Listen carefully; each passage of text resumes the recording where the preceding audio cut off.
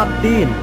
ऐ बीवियों, तुम भी अपने अपने शौहर के ताबे रहो, इसलिए कि अगर बाज उनमें से कलाम को न मानते हो तो भी तुम्हारे पाकीज़ा चाल चलन और खौफ को देखकर बगैर कलाम के अपनी अपनी बीवी के चाल चलन से खुदा की तरफ खींच जाएं, और तुम्हारा सिंगार ज़ाहिरी न हो, यानी सर गूंथना और सोने के जेवर और तरह तरह के कपड़े पहनना, बल्कि तुम्हारी बातनी और पोशीदा इंसानियत हिल्म और मिजाज की गुर्बत की गैर फानी आराइश से आरास्ता रहे, क्योंकि खुदा के नजदीक इसकी बड़ी कद्र है।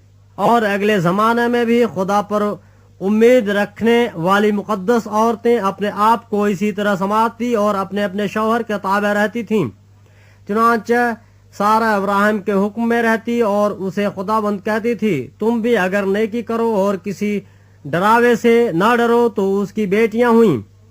ऐ शौहरों, तुम भी बीवियों के साथ अक्लमंदी से बसर करो और औरत को नाजुक ज़र्फ जानकर उसकी इज्जत करो, और यूं समझो कि हम दोनों जिंदगी की नेमत के वारिस हैं, ताकि तुम्हारी दुआएं रुक न जाएं।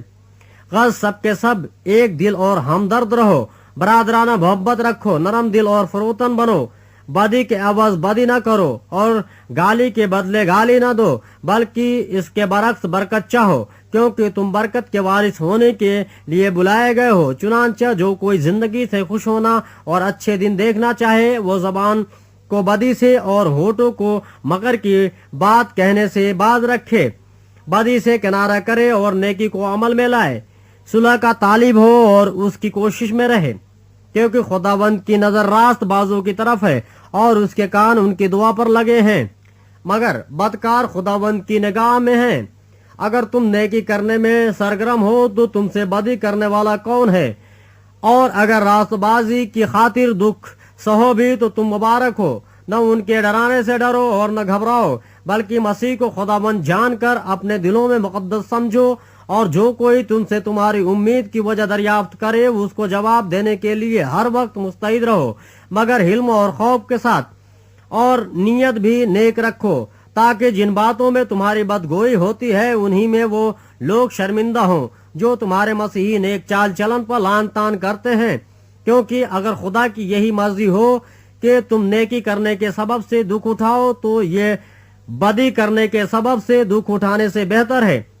इसलिए कि मसीह ने भी यानी रास्तबाज ने रास्तों के लिए गुनाहों के बाइस एक बार दुख उठाया, ताकि हमको खुदा के पास पहुंचाए। वो जिस्म के एतबार से तो मारा गया, लेकिन रूह के एतबार से जिंदा किया गया।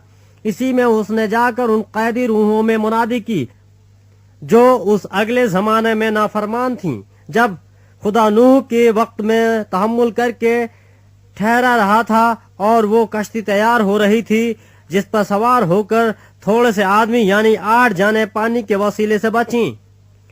और उसी पानी का मुशाबह भी यानी बपतिस्मा या यीशु मसीह के जी उठने के वसीले से अब तुम्हें बचाता है।